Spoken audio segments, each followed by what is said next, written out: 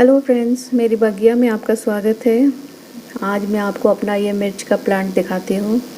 देखिए इसमें कितनी सारी मिर्चें आ रही हैं। बहुत सारी मिर्च आ चुकी हैं और बहुत सारी फ्लावरिंग बन रही हैं। ये देखिए फ्लावरिंग भी हो रही है और नई मिर्चें बनने के लिए। इसे मैंने अपने कनेर के पॉट में लगाया हुआ है और ये मेरा दूसरा मिर्च का पौधा है, गोल मिर्च का पौधा।